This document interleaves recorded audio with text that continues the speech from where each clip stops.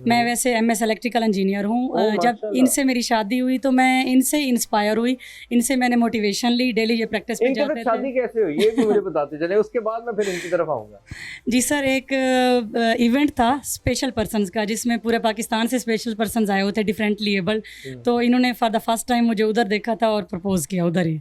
अच्छा जी, वाह जी वाह। अभी आपकी तरफ आते हैं, आप ठहरे जरा, जब फिर क्या हुआ? फिर उधर ही इन्होंने प्रपोज किया, लेकिन मैंने थोड़ा इनसे टाइम लिया कि मैं फैमिली में भी बात करूंगी और थोड़ा सोचूंगी। फिर फैमिली में बात हुई और अल्लाह पाक को भी यही मंजूर था, अल्हम्दुलिल्लाह हमारी शादी हो गई। ठीक है, और अब माशाल्लाह बच्चे ठीक हैं? जी अल्हम्दुलिल्लाह, हमारे 2 बच्चे हैं, एक मेरा 1.5 साल का बेटा और 4 साल की बेटी, और दोनों नॉर्मल हैं फिजिकली, अल्हम्दुलिल्लाह वेरी गुड। अल्हम्दुलिल्लाह। मुझे ये बताइएगा कि एक वो राबिया जो घर बैठी थी और अब अल्हम्दुलिल्लाह हर चैनल पे राबिया राबिया छा रही हैं, तो मुझे बताइए ये दौड़ कहाँ जाके सोचती हैं कि मैं मुकम्मल कर दूँ? जी सर, ये दौड़ इन्हीं की वजह से ही मेरी लगी है, अल्हम्दुलिल्लाह मैं सारा क्रेडिट इनको दूंगी।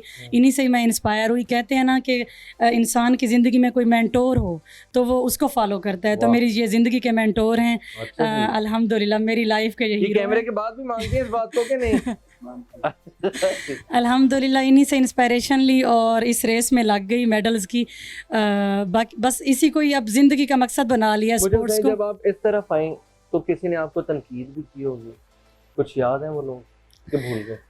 जी सर, ऐसा ही है, हर किसी की ज़िंदगी में होते हैं, मेंटोर्स भी होते हैं, आइडल्स भी होते हैं, आपको सपोर्ट करने वाले भी होते हैं और थोड़ा सा लेग पुलिंग वाले भी होते हैं। लेकिन अल्हम्दुलिल्लाह अल्हम्दुलिल्लाह हमने कभी उन नेगेटिव एस्पेक्ट्स को नहीं देखा, उन चीज़ों को नहीं देखा। हमारे लिए हमारे गोल सबसे बड़े हैं। अल्हम्दुलिल्लाह। तो जब हम अपने गोल पे फोकस करते हैं तो फिर हमारे लिए वो चीज़ें बेमायनी हो जाती हैं।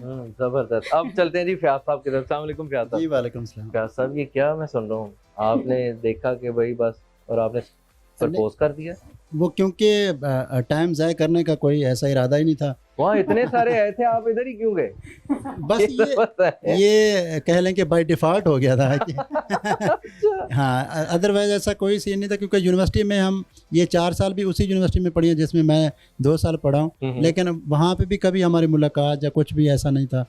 2 साल के बाद कोई ऐसा इवेंट जो स्पेशल कम्युनिटी का था, वहाँ पे हमारी मुलाकात हुई, तो इरादे नेक थे। तो फिर जैसे फैमिली को एंगेज किया, तो फिर 6-8 महीने के बाद जाके फिर अल्लाह ताला ने फिर। फयाज भाई, मुझे ये बताएं कितना मुश्किल था अपने आप को अपना सिक्का मनवाना और फिर पाकिस्तान क्रिकेट की जो सी आपकी वो एक स्पेशल होती है क्रिकेट, उसमें अपने आप को मतलब लाना, ये किस तरह से सब कुछ हुआ?